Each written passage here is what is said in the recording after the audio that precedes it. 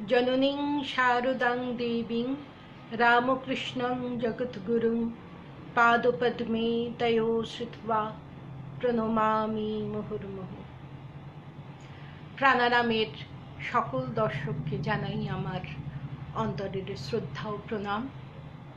প্রতি মঙ্গলবার এই সময়ে আমরা একত্রিত হই ঈশ্বরীয় প্রসঙ্গ আলোচনা করার জন্যে, স্মরণ মনন করার জন্যে। আমরা ধারাবাহিকভাবে প্রাচীন সাধুদের জীবন কথা আলোচনা করছি। এই অনুষ্ঠানটি প্রাণারাম ইউটিউব চ্যানেলের মাধ্যমে সম্প্রচারিত হচ্ছে। তাই আপনারা যদি প্রাণারাম ইউটিউব চ্যানেলটি সাবস্ক্রাইব করে রাখেন, তাহলে কবে কোন সময় এই অনুষ্ঠানটি হবে তার নোটিফিকেশন আপনারা পেতে পারেন। আজ আমরা আলোচনা করব পরম পূজ্যপাদ স্বামী শঙ্করানন্দজি মহারাজের জীবনের কিছু ঘটনা। তিনি রামকৃষ্ণ মঠ ও মিশনের 7ম সংঘ অধ্যক্ষ। শ্রীরামকৃষ্ণ তার সাধন সিদ্ধির কালে কুঠিবাড়ির ছাদ থেকে গঙ্গার দিকে মুখ করে আহ্বান করেছিলেন, তোরা কে কোথায় আছিস আয়, তোদের দেখতে না পেয়ে আমি আর থাকতে পারছি না।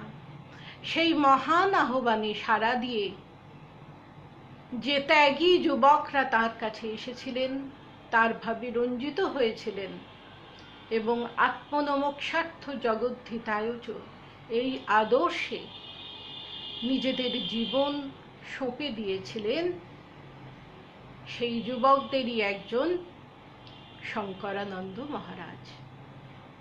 তার পূর্ব নাম অমৃতলাল সেনগুপ্ত, কিন্তু তার সেজ মামা স্বামী সদানন্দ তাকে অমূল্য বলে ডাকতেন। তাই শঙ্করানন্দ মহারাজ রামকৃষ্ণ ভক্ত মণ্ডলীতে এবং সাধু ও ব্রহ্মচারীদের কাছে তিনি অমূল্য মহারাজ এই নামই খ্যাত।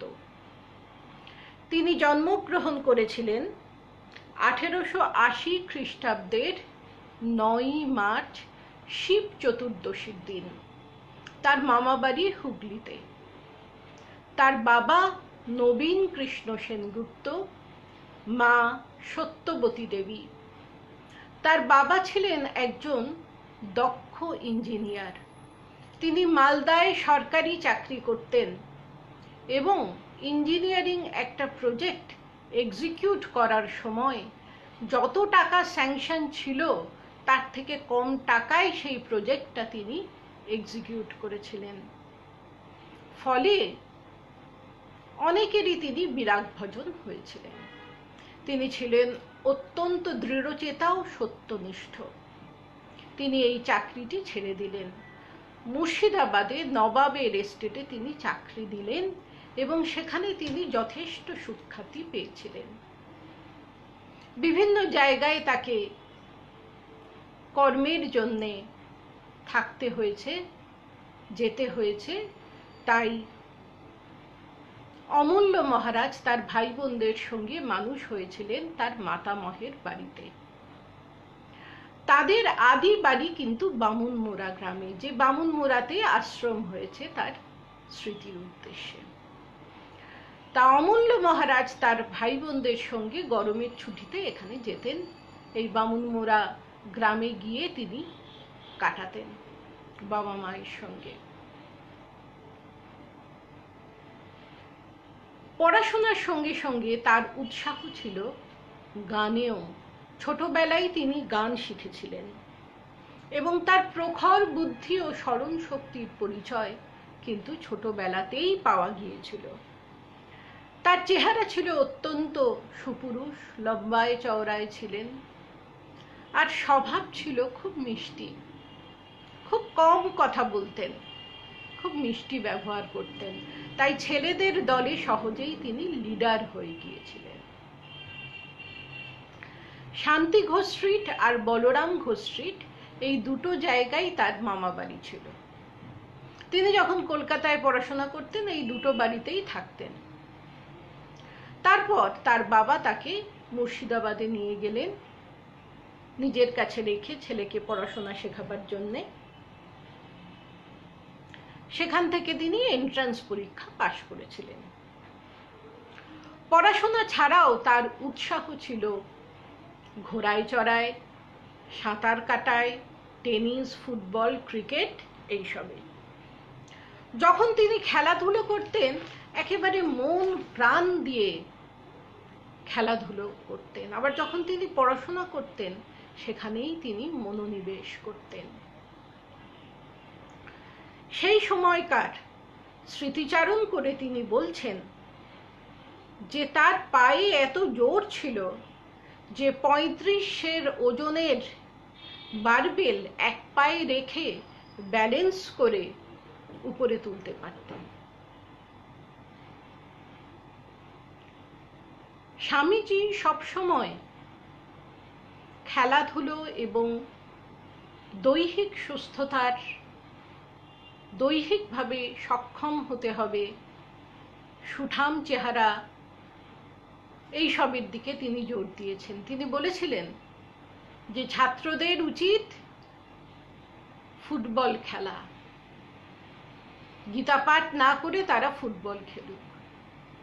ঠাকুর বলছেন 10 বার গীতা বললে সেই একই অর্থ তার থেকে বেরোবে, ত্যাগী। ত্যাগের জীবন যে যাপন করবেন, পরবর্তী সময় সেবা কার্য যে করবেন, তার জন্যে সুস্থ শরীরের প্রয়োজন। শুদ্ধানন্দ মহারাজ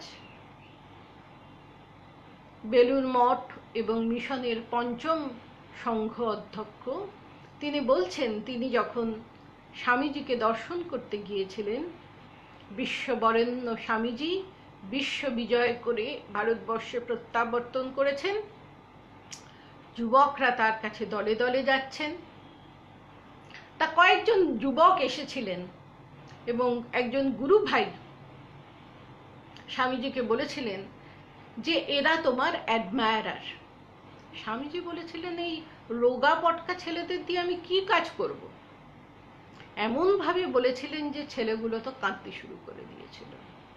তখন তাদের আবার কাছে ডেকে নিয়ে এসে স্বামীজি বললেন যে আমার দেশের যুবকদের যখন এই অবস্থা শরীরের, তখন কি আর করা যাবে, এদের দিয়েই কাজ করতে হবে, তোমরা একটু শরীরের যত্ন নিও। তা শঙ্করানন্দ মহারাজের আমরা প্রথম থেকেই দেখি জীবনে যে তিনি খেলাধুলো ভালোবাসতেন এবং তার শরীর অত্যন্ত সুঠাম এবং খুব শক্তিশালী ছিলেন তিনি। আমরা প্রাচীন সাধুদের দেখেছি যে সব সময় তারা খেলাধুলোর বিষয় ব্রহ্মচারীদের উৎসাহিত করেছেন। প্রভু মহারাজের কথা যখন আমরা আলোচনা করেছি দেখেছি যে প্রভু মহারাজ এত টেনিস খেলতে ভালোবাসতেন, মায়াবতীতে তিনি যখন ব্রহ্মচারী, একদিন পেট ব্যথা করছে, ওষুধে কাজ হচ্ছে না, তিনি বলছেন আমি যাই 2 ঘন্টা টেনিস খেলে আসি, সত্যিই পেট ব্যথা সেরে গেল। তা মহারাজও এইরকম তার পায়ের জোর ছিল, তিনি ঝাঁপিয়ে একেবারে গঙ্গায় পড়তেন এবং সাঁতরে পার হতেন। একবার মুর্শিদাবাদ গঙ্গায় কত জল দেখবার জন্য তিনি গঙ্গায় ডাইভ দিলেন, কিন্তু একটা পাথরে লেগে মাথা একেবারে ফেটে যায়, রক্তারক্তি হয়, তিনি অজ্ঞান হয়ে পড়েন। অজ্ঞান অবস্থায় তাকে গঙ্গা থেকে তোলা হয়। এরপর প্রায়ই তিনি অজ্ঞান হয়ে যেতেন এবং ভীষণ মাথায় যন্ত্রণা হতো। অ্যালোপ্যাথি, হোমিওপ্যাথি কিছুতেই কমছিল না। শেষে কবিরাজি ওষুধে তার শরীর সুস্থ হয়, কিন্তু এই ঘটনা মোটেই তাকে দমিয়ে দিতে পারেনি। স্বামীজির মন্দিরে বেলুড় মঠে যখন ত্রিশূল স্থাপনের কথা হলো তখন মিস্ত্রিরা ভয় পেয়েছিলেন, কিন্তু শঙ্করানন্দ মহারাজ নিজে গিয়ে এই কাজটি করেছিলেন। তিনি এফএ পরীক্ষা পাশ করে মেডিকেল কলেজে ডাক্তারি পড়তে ভর্তি হলেন। এই সময় সদানন্দ মহারাজ হাতরা স্টেশনে স্বামীজির দর্শন পেলেন। তিনি স্বামীজিকে জীবন উৎসর্গ করলেন। চাকরি ছেড়ে দিয়ে তিনি স্বামীজির সঙ্গে হিমালয়ে ভ্রমণে গেলেন। তারপর তিনি যখন কলকাতায় ফিরে আসেন, তখন অমূল্য মহারাজ তিনি সদানন্দ মহারাজের সান্নিধ্য লাভ করার সুযোগ পান এবং তার মধ্যে যে ধর্মভাব বীজ আকারে ছিল সেটা অঙ্কুরিত হবার সুযোগ পায়। স্বামী বিবেকানন্দের স্বদেশ প্রত্যাবর্তন তখন শিক্ষিত সমাজের মধ্যে একটা আলোড়ন সৃষ্টি করেছিল। স্বামীজির ইলেকট্রিফাইং বক্তৃতা শুনবার জন্যে দলে দলে যুবকরা সমবেত হতো। অমূল্য মহারাজও যেতেন এবং তিনি মন্ত্রমুগ্ধ হয়ে যেতেন। সদানন্দ মহারাজই তাকে নিয়ে গেলেন বেলুড়ে রাজা মহারাজের কাছে। আর রাজা মহারাজ তার হাতটা নিজের হাতের উপর নিয়ে যেন ওজন করে দেখছেন। তারপর বললেন, হবে, তোমার হবে। তখন স্বামীজিও ওপর থেকে নামছিলেন। তিনিও যাবার সময় একবার অমূল্য মহারাজকে একেবারে নিরীক্ষণ করে গেলেন। ক্রমে তার মনে বৈরাগ্যের সঞ্চার হলো এবং তিনি সিদ্ধান্ত নিলেন যে তিনি গৃহত্যাগ করবেন। 1902 সালে কালী পুজোর সময় তিনি কলকাতায় মামা বাড়িতে অন্য বন্ধুদের সঙ্গে তিনি বাজি তৈরি করছেন, তাতেই তিনি মত্ত। পরের দিন কালী পুজোর দিন তিনি বললেন যে আমি গঙ্গা স্নান করতে যাচ্ছি বলে তিনি গঙ্গার ঘাটে না গিয়ে এক বন্ধুর বাড়িতে চলে গেলেন। সেখানে কিছুদিন থেকে সংঘে যোগদান করলেন। এই ব্যাপারে পরে যখন তাকে প্রশ্ন করা হয়েছিল যে মহারাজ, আপনি তো ডাক্তারি পড়তে শুরু করেছিলেন, আপনি হট করে সবকিছু ছেড়ে ছুড়ে কেন সাধু হয়ে গেলেন, আর বাড়িতে কেন বলে গিয়েছিলেন যে আমি গঙ্গা স্নান করতে যাচ্ছি? তার উত্তরে তিনি বলেছিলেন যে আমি ভেবেছিলাম যদি বাড়িতে বলে যাই যে গঙ্গা স্নান করতে যাচ্ছি, ফিরে না এলে তারা ভাববে গঙ্গায় ডুবে মরে গেছে। আর সাধু হতে গেলে বা গৃহত্যাগ করতে গেলে এইরকম হুট করেই করতে হয়। হচ্ছে, হবে, করছি, করব, করলে হয় না।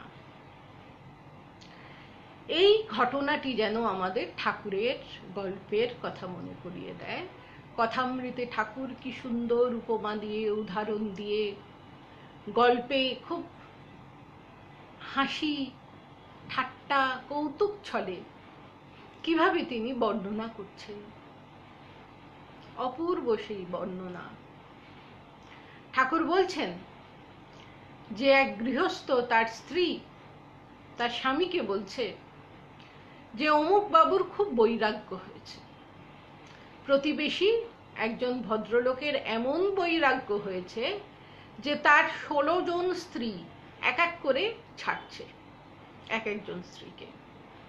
সেই শুনে এই গৃহস্থ ভদ্রলোক বলে উঠলেন, খেপি, ওইভাবে কি কেউ ত্যাগ করতে পারে? বলে চাদরটা কাঁধে ফেলে তিনি বললেন, এই আমি সংসার ত্যাগ করলাম, বলে তিনি চলে গেলেন।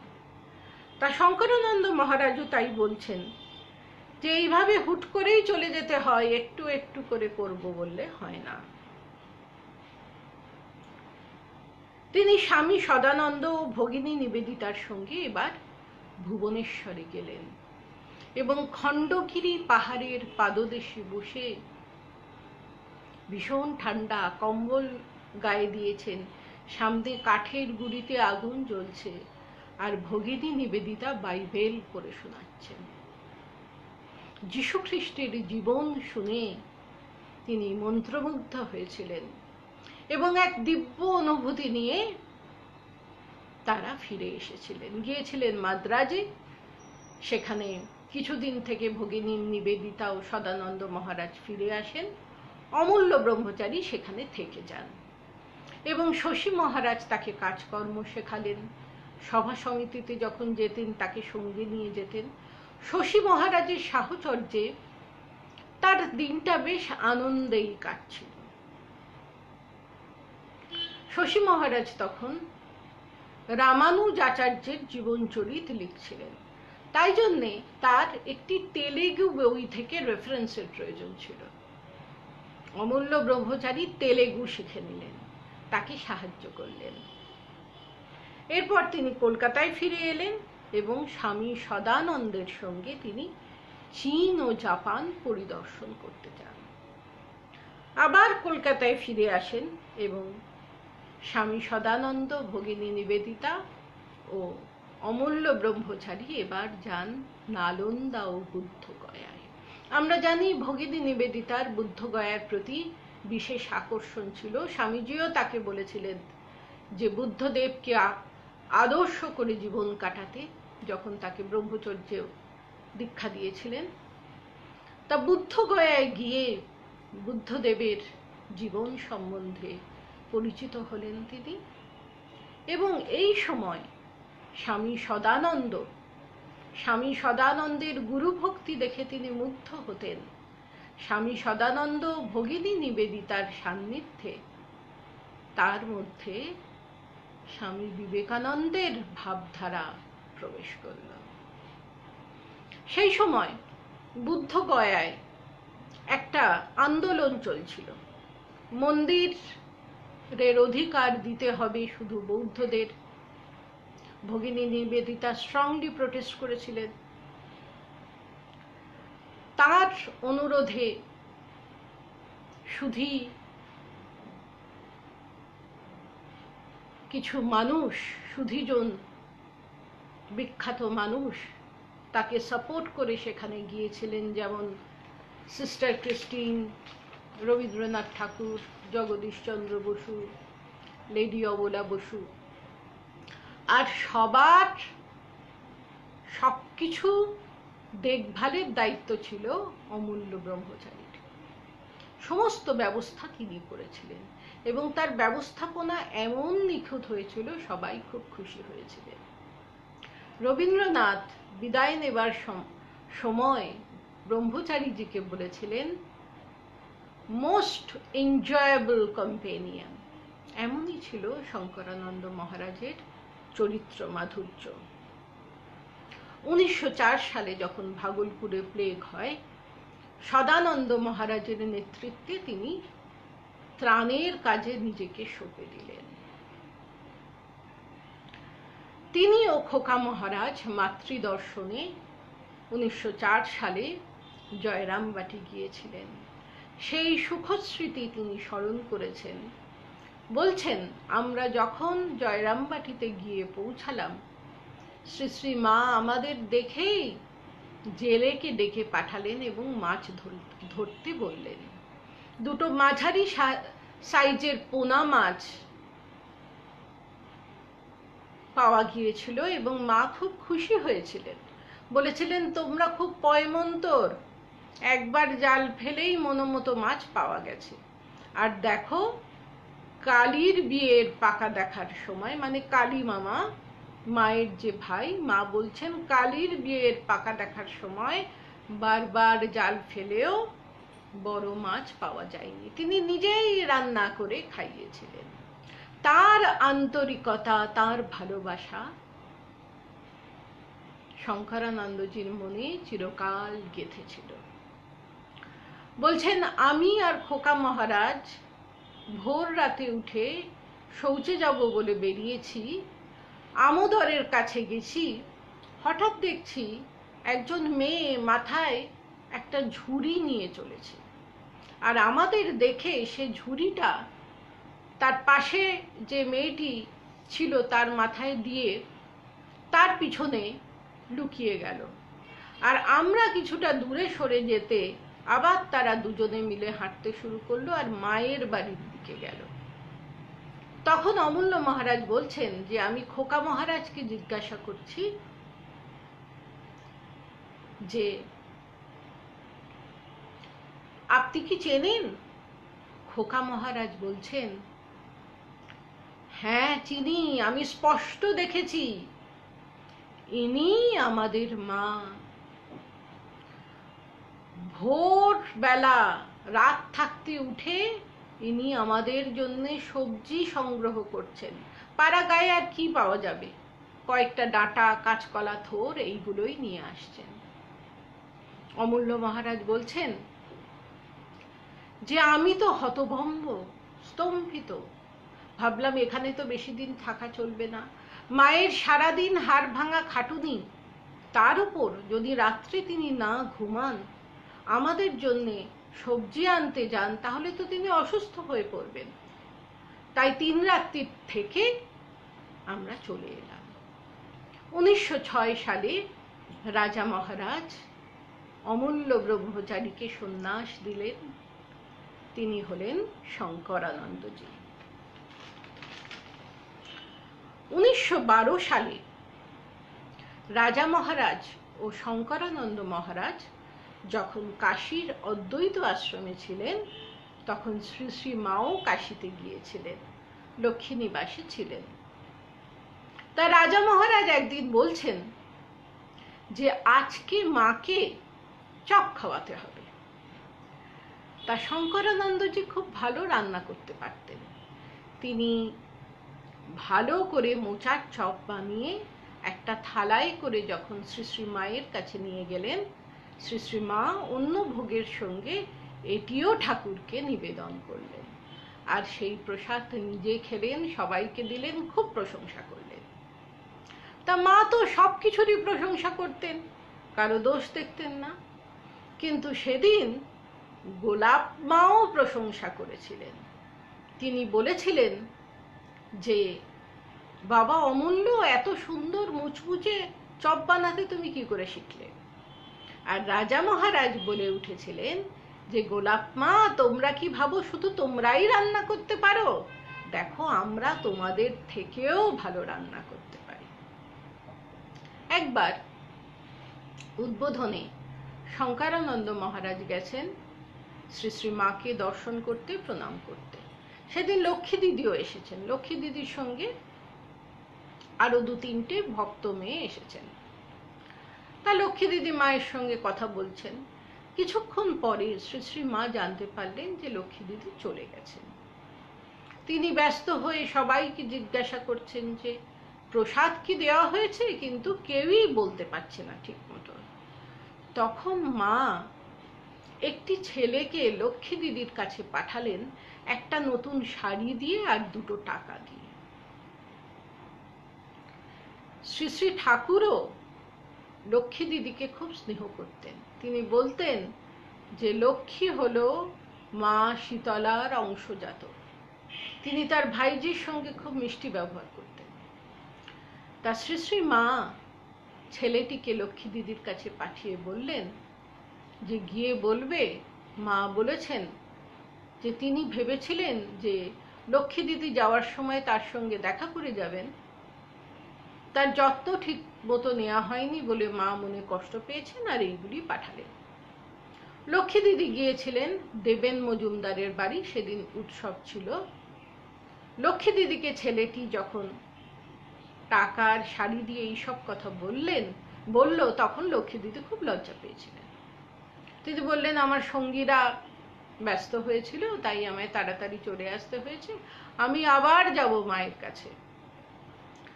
তাই এখানে আমরা শিক্ষা পাই, মায়ের শিক্ষা, যে সবাইকে মান দেওয়া, সবার প্রতি সম্মান প্রদর্শন করা। যখন যেখানে ত্রাণের কাজের প্রয়োজন হয়েছে, শঙ্করানন্দ মহারাজ সেখানেই গিয়ে ঝাঁপিয়ে পড়েছেন। 1906 সালে বাংলাদেশে যখন বন্যা হয়, তিনি তখন 1.5 মাস সেখানে থেকে ত্রাণের কাজ করেছিলেন, এবং শুধু চিড়ে ছাড়া আর কিছুই জোটেনি। শুধু চিড়ে জলে ভিজিয়ে নুন চিনি দিয়ে খেতেন, আর থাকতেন খালি মালগাড়িতে, রাত্রে শুতেন। এত কষ্ট করেছেন। আবার 1909 সালে যখন মেদিনীপুরে জলপ্লাবিত হয় মেদিনীপুর, তখন তার নেতৃত্বে সাধুরা গিয়ে সেই সেবা কার্য করেন, এবং এত সুন্দরভাবে সেই সেবা কার্য তারা পরিচালনা করেছিলেন যে তখনকার জেলা ম্যাজিস্ট্রেট ইংরেজ মিস্টার লায়ন তিনিও সাধুদের সেবা কার্যের ভূয়সী প্রশংসা করেছিলেন। 1909 সালে রাজা মহারাজ যখন পুরীতে ছিলেন, সেই সময় থেকে দীর্ঘ 11 বছর শঙ্করানন্দজি সুযোগ পেয়েছিলেন তাকে সেবা করার। তিনি ছিলেন তার প্রাইভেট সেক্রেটারি। রাজা মহারাজের সঙ্গে শুধু তার গুরু শিষ্যের সম্পর্ক ছিল না, রাজা মহারাজের তার প্রতি ছিল প্রবল আস্থার ভালোবাসা।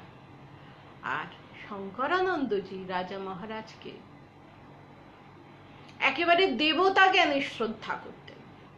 রাজা মহারাজ যখন ভুবনেশ্বরে গিয়ে স্থির করলেন সেখানকার স্থান মাহাত্ম্য দেখে যে এখানে একটি মন্দির হওয়া প্রয়োজন, তখন সেই মন্দির নির্মাণের সমস্ত দায়িত্ব শঙ্করানন্দজিকে দেওয়া হয়েছিল। তারই তত্ত্বাবধানে এই মন্দির নির্মাণ শুরু হয়।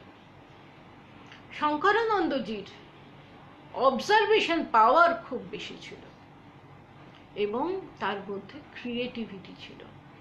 বিভিন্ন সময় বিভিন্ন কাজের মাধ্যমে তার ক্রিয়েটিভিটির প্রকাশ দেখতে পাওয়া যেত। যখন ভুবনেশ্বরে মন্দির নির্মাণ হচ্ছে তখন ফার্স্ট ওয়ার্ল্ড ওয়ার চলছে, রং পাওয়া যাচ্ছে না। তিনি নারকেল মালা পুড়িয়ে কালো রং তৈরি করে তা ব্যবহার করতে বললেন। মিস্ত্রিরা দোতলার সিঁড়ি ঠিক মতো বানাতে পারছে না, তিনি নিজে গিয়ে পাথর গাঁথাই শুরু করলেন। গেটের আর্চ একেবারে নিখুঁত হতে হবে, সব দিকে তার সজাগ দৃষ্টি, এবং বহু পরিশ্রমের ফলে এই মন্দিরটি নির্মিত হলো। তিনি পুরী, ভুবনেশ্বর, কটক সব জায়গায় থেকেছিলেন এবং ভাষাটিও খুব রপ্ত করেছিলেন, উড়িয়া ভাষাটি। পরবর্তী সময় তিনি যখন প্রেসিডেন্ট হলেন, বেলুড় মঠে ছিলেন, তখনকার উড়িষ্যার মুখ্যমন্ত্রী তার সঙ্গে দেখা করতে এসেছিলেন। শঙ্করানন্দজি তাকে বলেছিলেন, major part of my life has been devoted to the service of Orissa. আমার জীবনের বেশিটা সময় আমি উড়িষ্যায় থেকেছি এবং সেখানেই আমি সেবা কার্য করেছি। মাতা ঠাকুরানীর মহাপ্রয়াণের পর বেলুড় মঠে তার সমাধি মন্দির নির্মাণের দায়িত্ব তাকে দেওয়া হলো। রাজা মহারাজের মহাপ্রয়াণের পর বেলুড় মঠে তারও সমাধিস্থলে মন্দিরটি তিনি নির্মাণ করেন এবং শরৎ মহারাজ চেয়েছিলেন যে জয়রামবাটিতে যে মাতৃমন্দির হচ্ছে সেখানে তিনি কাজ করেন, তিনি সেখানেও সাহায্য করেছিলেন। যখনই সময় পেতেন তিনি তীর্থে যেতেন। তার সব থেকে ফেভারিট জায়গা ছিল পুরী, কাশী আর ভুবনেশ্বর। যখন পুরীতে থাকতেন ভোর রাত্রে উঠে জগন্নাথের মঙ্গল আরতি দেখতে যেতেন। যখন কাশীতে থাকতেন বিশ্বনাথ দর্শন করতে যেতেন তুরীয়ানন্দজির সঙ্গে। ঠাকুরের প্রায় সব ত্যাগী সন্তানদেরই তিনি সঙ্গ লাভ করেছেন, সান্নিধ্য লাভ করেছেন। স্বামী বোধানন্দজি যখন বিদেশ থেকে ফেরেন তিনি তার সঙ্গে রেঙ্গুনে যান এবং রেঙ্গুনের একটি সভায় তিনি খুব হৃদয়গ্রাহী একটি ভাষণ দেন ভারতবর্ষের মহিমময় ঐতিহ্য সম্পর্কে। তিনি বক্তৃতা দিতে চাইতেন না, প্রচার বিমুখ ছিলেন এবং সব সময় লোকচক্ষুর অন্তরালেই থাকতে পছন্দ করতেন। স্বামী ব্রহ্মানন্দের পূত সান্নিধ্যে তিনি নিজের জীবনটি গঠন করার সুযোগ পেয়েছিলেন। একবার তিনি কাশীতে গেছেন আর বিজ্ঞানানন্দজি মহারাজও কাশীতে গেছেন। তিনি অমূল্য মহারাজকে ডেকে পাঠিয়েছেন, তার ঘরে নিয়ে গিয়ে তার সামনে বসিয়েছেন।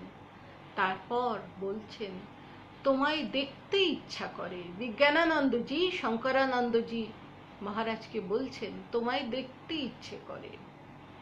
তারপর বিজ্ঞানানন্দজি অনেকক্ষণ ধরে তাকে নিরীক্ষণ করলেন। তারপর তার চোখ দিয়ে জল পড়তে লাগলো। কিছুক্ষণ পরে বললেন খুব আনন্দ হলো। তা শঙ্করানন্দজি সেই ঘটনার উল্লেখ করে বলেছিলেন যে আমার দিকে কতক্ষণ মহারাজ চেয়েছিলেন, তারপরেই তার চোখ দিয়ে ধারা বইতে লাগলো। কি তিনি দেখেছিলেন, কেন আনন্দ পেয়েছিলেন, এসব তো আমরা জানি না। তবে আমার মনে হয়েছে রাজা মহারাজের সঙ্গে অ্যাসোসিয়েশনের জন্যই তিনি এই কথা বলেছিলেন। যেমন আমরা জানি যে ঠাকুরের হাব ভাব চাল চলন সব রাজা মহারাজের মধ্যে এসে গিয়েছিল। পিছন থেকে দেখলে তাকে অনেকে ঠাকুর বলেই মনে করতেন, এবং তার গুরু ভাইরা তাকে ঠাকুরের নিজের ছেলে এই জ্ঞানেই সারা জীবন শ্রদ্ধা করে এসেছেন। তা রাজা মহারাজকে দেখলে যেমন ঠাকুরের কথা মনে হয়, শঙ্করানন্দজি রাজা মহারাজের সেবা করেছেন। দীর্ঘ 11 বছর তিনি তার প্রাইভেট সেক্রেটারি ছিলেন। তাই বিজ্ঞানানন্দজিও শঙ্করানন্দজির মধ্যেই রাজা মহারাজকে খুঁজতে চেয়েছিলেন। তিনি তাই তাকে দেখতে চেয়েছিলেন। তার চোখ দিয়ে আনন্দ অশ্রু নির্গত হয়েছিল এবং বলেছিলেন যে বড় আনন্দ পেলাম। শঙ্করানন্দজির মধ্যে দিয়ে তিনি ব্রহ্মানন্দ স্বামীকে খুঁজে পেয়েছিলেন সেদিন। 1910 সালে মহারাজ বেলুড় মঠের ট্রাস্টি ও পরিচালক সমিতির সদস্য হন। 1929 সালে তিনি সহ সম্পাদক হন। 1938 সালে তিনি কোষাধ্যক্ষ হন। 1947 সালে তিনি সহ সংঘ অধ্যক্ষ হন এবং 1951 সালে তিনি রামকৃষ্ণ মঠ মিশনের সংঘ অধ্যক্ষ হন এবং ঠাকুরের প্রতিনিধি রূপে এই গুরুদায়িত্ব তিনি সুদীর্ঘ 10 বছর সুচারুভাবে পালন করেছিলেন। এই সময় রামকৃষ্ণ মঠ মিশনের যে শুধুমাত্র বহুল সম্প্রসারণ হয়েছিল তা নয়, কয়েকটি অত্যন্ত উজ্জ্বল ঘটনারও তিনি সাক্ষী ছিলেন। যেমন 1954 সালে তিনি সারদা মঠের উদ্বোধন করেন। 1956 সালে তিনি ব্রহ্মচারীদের ট্রেনিং সেন্টার বা প্রশিক্ষণ কেন্দ্রের উদ্বোধন করেন। ফলে রামকৃষ্ণ সংঘের ভবিষ্যৎ পুষ্টিদানের ব্যবস্থা পাকা হলো এবং শ্রী শ্রী মায়ের জন্ম শতবর্ষে তিনি বেলুড় মঠে প্রারম্ভিক অনুষ্ঠানের সূচনা করেন ও রেডিওতে খুব মনোজ্ঞ একটি ভাষণ দেন। প্রেসিডেন্ট হওয়ার পর তিনি মন্ত্র দীক্ষা দিতে শুরু করেন। তিনি একবার শ্রী শ্রী মাকে প্রণাম করতে বিজয়ার পর মায়ের বাড়ি উদ্বোধনে গিয়েছিলেন। মাকে প্রণাম করে তিনি যখন বসেছেন একটি ঘরে, সব সাধু ব্রহ্মচারীরা তাকে প্রণাম করছেন। তা একজন সাধু প্রণাম করার পর তিনি বলেছিলেন, এভাবে কি প্রণাম করতে হয়? মনে রাখবে, প্রণাম নেওয়া বা প্রণাম দেওয়া অত তুচ্ছ ব্যাপার নয়। যখন প্রণাম করবে, প্রণামকারীর মধ্যে যেন আত্মসমর্পণের ভাব থাকে। আর কেউ যদি আমাকে প্রণাম করে, আমি ঠাকুরের কাছে তার জন্য মঙ্গল কামনা করি। এই যে ছোট ছোট ঘটনা, তাই আমাদের জীবনে কত শিক্ষা দেয়। তা 1961 সালে স্বামী চেতনানন্দ তার কাছে দীক্ষা নিয়েছিলেন। সেই দিনের ঘটনা তিনি ডায়েরিতে লিপিবদ্ধ করে রেখেছেন। তিনি বলছেন যে যাদের দীক্ষা হবে তারা একে একে মহারাজের ঘরে ঢুকে মাটিতে বসেছিল এবং মহারাজ বিছানায় বসেছিলেন। তার সামনে একটি টেবিল ছিল, তাতে পুষ্পপাত্র ছিল, কোষাকুষি ছিল এবং একটি তামার পাত্র ছিল। তিনি প্রথমে সবাইকে গঙ্গা জল দিতে বললেন এবং আচমন করতে বললেন। সেবক মহারাজ সবার হাতে গঙ্গা জল দিল। তিনি নিজেও আচমন করলেন। এবার সেই পুষ্পপাত্র থেকে বেলপাতা, দূর্বা, আতপ চাল, ফুল, চন্দন দিয়ে ঠাকুরকে নিবেদন করলেন। তিনি মানস পূজা করলেন। তারপর কিছুক্ষণ ধ্যানস্থ রইলেন। তারপর কর জপ করতে লাগলেন। তখন তার ঠোঁটটা একটু একটু নড়ছিল। এবার তিনি বলতে শুরু করলেন। কি বলেছিলেন? যে সংসারে ঈশ্বরই একমাত্র সত্য এবং নিত্য বস্তু। মনুষ্য জীবনের উদ্দেশ্য ভগবান লাভ। সেই ভগবান লাভের জন্যই দীক্ষা। মন্ত্র জপ করলে শরীর, মন, বুদ্ধি সব শুদ্ধ হয়। দীক্ষার অর্থ হলো শ্রী ভগবানের চরণে আত্মনিবেদন। আধ্যাত্মিক পথে এগোতে গেলে একজন অবলম্বনের প্রয়োজন। গুরুই সেই অবলম্বন। মনে করবে গুরু তোমার মস্তকে রয়েছেন আর ঠাকুর তোমার হৃদয়ে বসে আছেন সহস্র দল পদ্মের উপর। এবার গুরু মস্তক থেকে নেমে হৃদয়ে আসবেন এবং ঠাকুরের সঙ্গে এক হয়ে যাবেন। আর শ্রী শ্রী মা ঠাকুরের হৃদয়ে আছেন। তিনি একাধারে পুরুষ, একাধারে প্রকৃতি।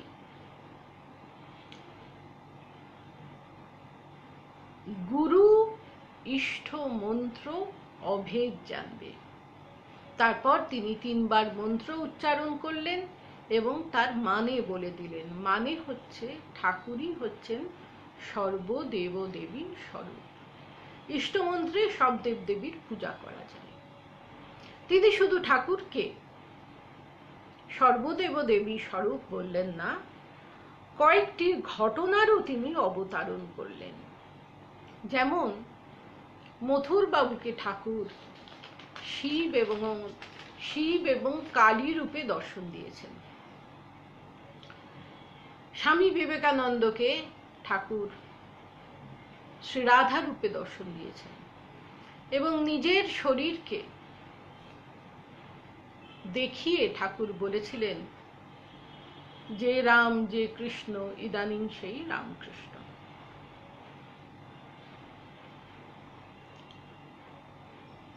তিনি মানস পূজা কিভাবে করতে হয় সেটি অপূর্বভাবে শিখিয়ে দিয়েছিলেন। তিনি বলছেন,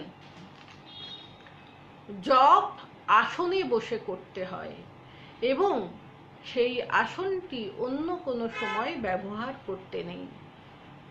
গঙ্গা জল বা যে কোনো জল দিয়ে প্রথমে আচমন করবে। এরপর স্থির হয়ে আসনে বসে মনে করবে যে ঠাকুর তোমার সামনে বসেছেন এবং তুমি ঠাকুরকে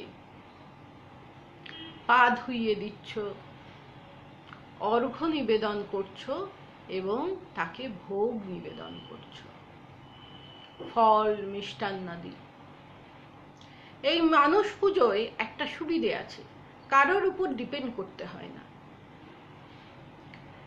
এই যে গুরু পূর্ণিমার সময় এবার যারা রামকৃষ্ণ সংঘের আশ্রিত এবং যাদের গুরু দেহে আছেন, কেউই এবার গুরুকে প্রণাম করার সুযোগ পাননি, কারণ করোনা মহামারীর জন্যে এই ব্যবস্থা নিতে হয়েছে। কিন্তু তাতে হতাশ হবার কোনো কারণ নেই। আমরা মানস পূজা করতে পারি, গুরুকে সামনে বসিয়ে আমরা যত খুশি তার পূজা করতে পারি, তাকে অর্ঘ্য দিতে পারি, তাকে মনে মনে ফল মিষ্টি ভোগ নিবেদন করতে পারি। তাই শঙ্করানন্দজি বলছেন যে যখন অসুবিধা হয়, যখন সবকিছু সম্ভব হয় না, তখন এই মানস পূজা শিখে রাখলে কারোর উপর ডিপেন্ড করতে হয় না এবং মনেও হতাশা হয় না। তিনি মন্ত্রের গোপনীয়তা সম্বন্ধে বারবার শিষ্যকে সাবধান করে দিচ্ছেন। তিনি বলছেন, একজন গর্ভধারিণী মা যেমন তার গর্ভে সন্তানকে লালন পালন করেন এবং লোকচক্ষুর সামনে তাকে প্রকাশিত হতে দেন না, গোপনে রাখেন যতক্ষণ না সে পরিপুষ্ট হয়ে জন্মগ্রহণ করতে পারছে, সেই রকম শিষ্য গুরুর প্রদত্ত মন্ত্রটি গোপনে রাখবে, কখনো কারোকে বলবে না, শুধুমাত্র গুরুদেব ছাড়া, এবং লিখেও দেখাবে না। সেটি গোপন করতে হবে কতদিন? যতদিন না তার আত্মজ্ঞান লাভ হয়। তা দীক্ষার পর চেতনানন্দজি বলছেন, সবাই একে একে গুরু মহারাজকে প্রণাম করলেন এবং গুরু মহারাজ শঙ্করানন্দজি তার রুদ্রাক্ষের মালায় রক্ষিত কবচটি সবার মাথায় স্পর্শ করালেন। এরপর সবাই প্রসাদ পেলেন এবং চেতনানন্দজি যখন বোধাত্মানন্দজির ঘরে গিয়েছেন তার সঙ্গে দেখা করতে, তখন বোধাত্মানন্দজি তাকে বলছেন যে তুমি গুরু দক্ষিণা দিয়েছ? চেতনানন্দজি বলছেন, হ্যাঁ দিয়েছি, একটা রূপোর টাকা তো দিয়েছি গুরুদেবকে। বলছেন, না, তুমি গুরু দক্ষিণা দাওনি। গুরু দক্ষিণার অর্থ জানো? গুরুদেব এই দীক্ষার মাধ্যমে তোমার হৃদয়ে যে বীজটি বপন করেছেন তার থেকে গাছ হবে, ক্রমে ফুল হবে এবং ফল হবে। সেই সুপক্ক ফলটি তুমি গুরুর চরণে নিবেদন করবে, সেটিই হলো গুরু দক্ষিণা। সুপক্ক ফল কি? পাকা আমি হওয়া, সৎ অসৎ বিচার, স্মরণ মনন, জপ ধ্যান, নির্জন বাস, এইসব করে সাধু সঙ্গ করে আমরা যদি পাকা আমি হতে চাই, তাহলেই হবে গুরুর প্রতি আমাদের সঠিক গুরু দক্ষিণা প্রদান। এই সুপক্ক ফলটি গুরু শিষ্যের কাছ থেকে চান। শঙ্করানন্দজি দীর্ঘদিন সাধনার ফলে তার নার্ভগুলো এত সেন্সিটিভ হয়ে গিয়েছিল, স্নায়ুগুলো, যে কোনো আওয়াজ হলে তিনি কষ্ট পেতেন। বেলুর মঠে গাছে কাকের বাসা, কাকও ডাকলে তার কষ্ট হতো। একদিন এক ব্রহ্মচারী খড়ম পরে চলেছেন, খটখট করে আওয়াজ করে। তিনি বললেন, তোমার খড়ম দুটো দাও তো, এর নিচে আমি টায়ার লাগিয়ে দেব যাতে শব্দ না হয়। এত সেন্সিটিভ হয়ে গিয়েছিল তার স্নায়ু। একদিন এক শিষ্য তাকে বলছেন, মহারাজ কিছু উপদেশ দিন। মহারাজ বলছেন, রোজ কথামৃত পড়বে। কথামৃতে সব উপদেশ দিয়েছেন ঠাকুর। কথামৃত পড়ে যদি তোমার সংশয় দূর না হয়, আমার উপদেশেও কিছু হবে না।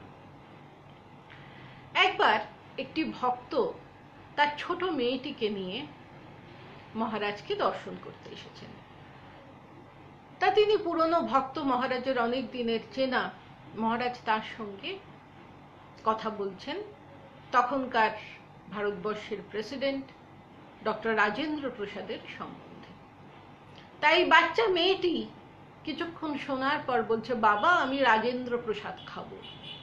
তখন শঙ্করানন্দজি তার সেবককে বলছেন, এই একে রাজেন্দ্র প্রসাদ দে। আর সেবক মহারাজ বড় বড় দুটো সন্দেশ তাকে দিলেন। মহারাজ বললেন, নাও বাবা তুমি রাজেন্দ্র প্রসাদ খাও। এইরকম মজার ঘটনাও ঘটত। এক সাধু মহারাজকে বলেছিলেন, মহারাজ, যেদিন গৃহত্যাগ করেছিলাম কি ব্যাকুলতা, কি বৈরাগ্য, এখন তো তেমন মনে হয় না। মহারাজ বললেন, তুমি বাড়ি ফিরে যাও। সেই সাধুটা বলছেন, সে কি করে সম্ভব? আমি সাধু, আমি কেন বাড়ি ফিরে যাব? বলছেন, বাড়ি ফিরে গেলেই তুমি তফাৎটা বুঝতে পারবে।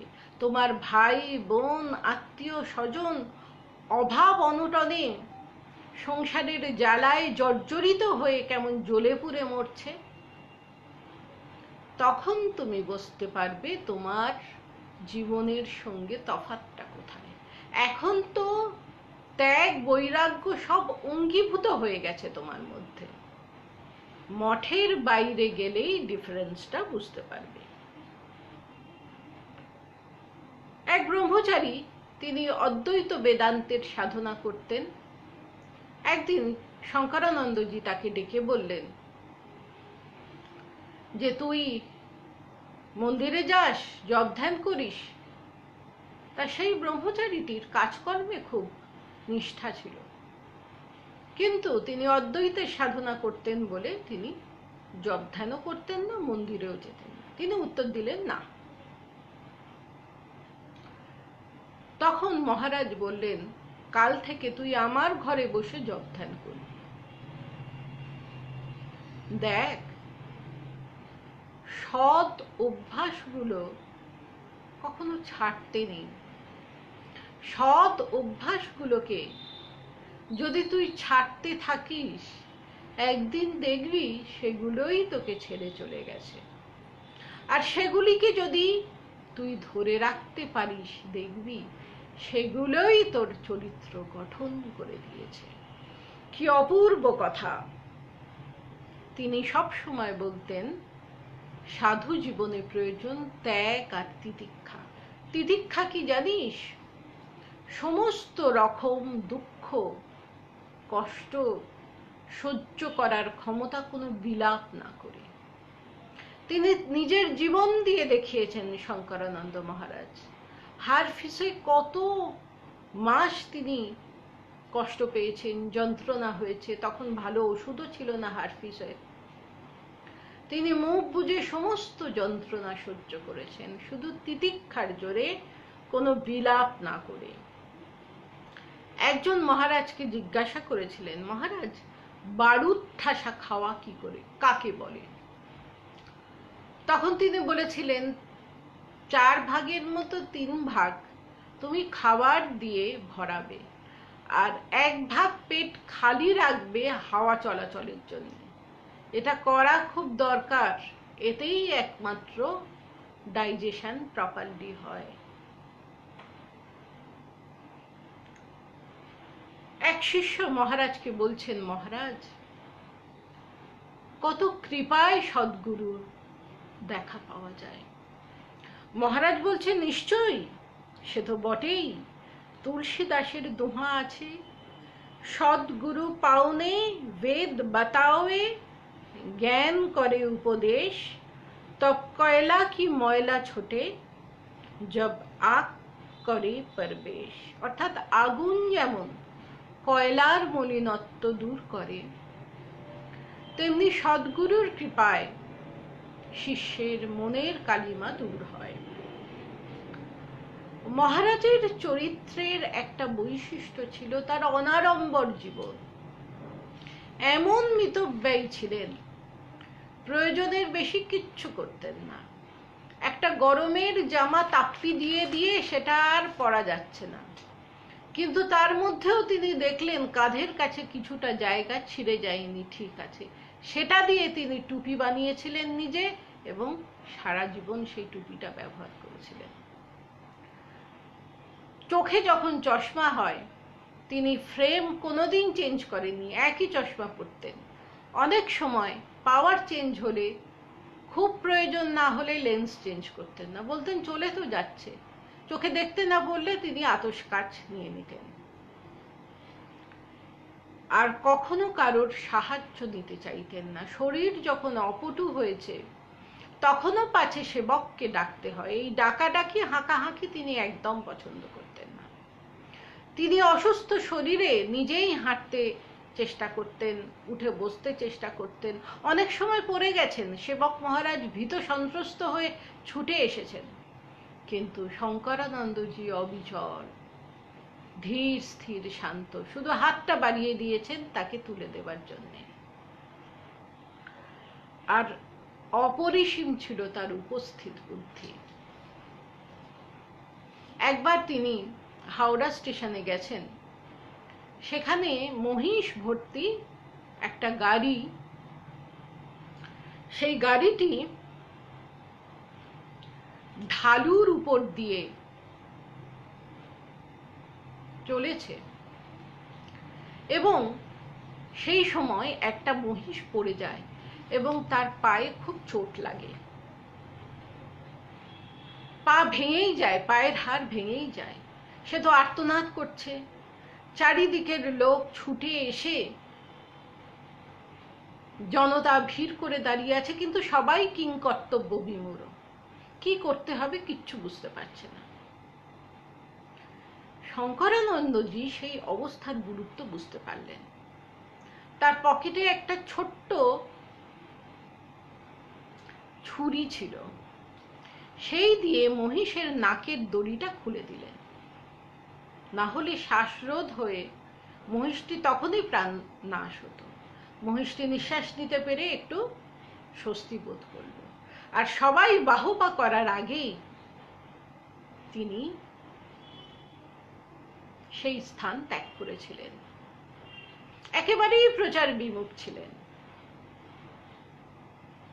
সবার অন্তরালে থেকে তিনি কাজ করে গেছেন, সেবা করে গেছেন মানুষের। আর কি ভালোবাসা, শুধু মানুষের প্রতি নয়, জীব জন্তু সবার প্রতি। বাইরে থেকে দেখলে হয়তো মনে হতো তিনি খুব গম্ভীর, কঠিন, কঠোর, কিন্তু মনের ভেতরটা ছিল ভালোবাসা ভরা। সাধু ব্রহ্মচারীরা, ভক্তরা, বিশেষ করে যারা তার শরণ নিয়েছিলেন, তাদের জীবন ধন্য হয়েছিল। তারা সবাই জানতেন মহারাজের মনে কেবল ভালোবাসা তাদের প্রতি আর মমত্ববোধ। সংঘের প্রাচীন তথ্য সংগ্রহ করে সেটি সংরক্ষণ করা, এর প্রতি তার খুব আগ্রহ ছিল এবং স্বামীজির পত্রাবলী নিজেই সংগ্রহ করে সংরক্ষণ করেছিলেন। প্রচুর পরিশ্রম করেছিলেন এই কাজটির জন্য, এবং কাজটি যখন শেষ হয়েছিল তিনি বলেছিলেন, আমার রিজার্ভড এনার্জিও শেষ হয়ে গেল। 12ই জানুয়ারি 1962 রাত থেকেই তার শ্বাসকষ্ট শুরু হয়েছিল এবং রাত 3:10 তিনি মহাসমাধি যোগে শ্রীরামকৃষ্ণের পাদপদ্মে চিরমিলিত হলেন, রেখে গেলেন তার আদর্শ, তার জীবন, তার জীবনী, তার বাণী। শঙ্করানন্দ মহারাজ প্রায়ই বলতেন, ইচ্ছা মৃত্যু মানে কি জানো? ভগবানের ইচ্ছাই ইচ্ছা, তার ইচ্ছার সঙ্গে নিজের ইচ্ছাকে এক করে দেওয়া। ঠাকুর এটিকেই বলেছেন ইচ্ছা লয়। নিজের ইচ্ছা যেখানে ভগবানের ইচ্ছার কাছে লয় হয়ে যায়। শঙ্করানন্দজি মহারাজ ইচ্ছা মৃত্যু বরণ করেছিলেন, তাই তো তিনি দীর্ঘ 10 বছর রামকৃষ্ণ সংঘের নেতৃত্ব দিয়েছেন, আর যারা তার শরণ নিয়েছেন তাদের আধ্যাত্মিক জীবনের পথের দিশারি হয়েছেন। এই বরেণ্য সন্ন্যাসীকে জানাই আমাদের ভুলণ্ঠিত প্রণাম। প্রতি মঙ্গলবার এই সময় আমরা একত্রিত হই প্রাচীন সাধুদের স্মৃতিকথা আলোচনা করার জন্যে, তাদের জীবন থেকে আমরা নতুন নতুন শিক্ষা পাই, চলার পথে শক্তি পাই।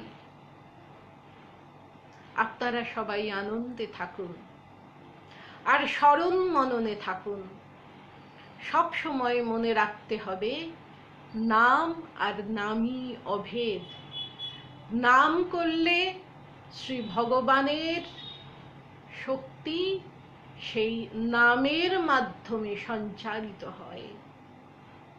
তাই সর্বদা জপ ধ্যান করতে হয়। ইষ্টের নাম জপ করলে, তার নাম উচ্চারণ করলে, তার নাম স্মরণ মনন করলে যে শক্তি সঞ্চারিত হয়, সেই নামের মাধ্যমে সেই শক্তি আমাদের আধ্যাত্মিক জীবনে অগ্রসর হওয়ার পক্ষে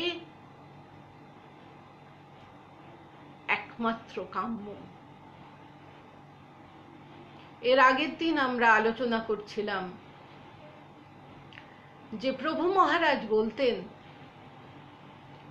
যে বাইরের পুজোয় যদি সমস্ত সময় চলে যায়, অর্থাৎ সংসারে কত কাজ, যেটুকু সময় আমরা ঠাকুরের পুজো করব বলে ঠিক করি, যদি আমাদের ঠাকুর ঘরে অনেক পট, অনেক বিগ্রহ থাকে, তাদের সবাইকে একটু জল বাতাসা দেওয়া, ফুল বেলপাতা দেওয়া, এই করতে করতেই আমার সময় চলে গেল।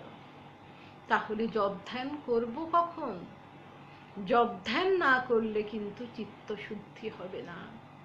জপ ধ্যান না করলে কিন্তু আমাদের মনের উন্নতি হবে না। আমাদের মনটি রোগগ্রস্ত থাকবে। আমাদের সুস্থ মন নিয়ে এ সংসার ত্যাগ করতে হবে। তাহলে আমরা একটি উত্তম জন্ম পাব, সুস্থ শরীর, সুস্থ মন।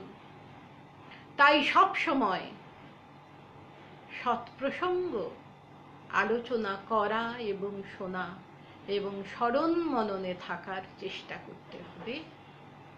তাহলেই শ্রী ভগবানের কৃপায় আমরা আধ্যাত্মিক জীবনে উন্নতি করতে পারব। শুধু তাই নয়, আমাদের মন শান্ত হলে আমাদের জীবনও আনন্দময় হবে। সবাই ভালো থাকবেন। আমি সবাইকে প্রণাম জানাই। শঙ্করানন্দ মহারাজজিকে আমাদের ভক্তিপূর্ণ প্রণাম, ভুলণ্ঠিত প্রণাম জানাই।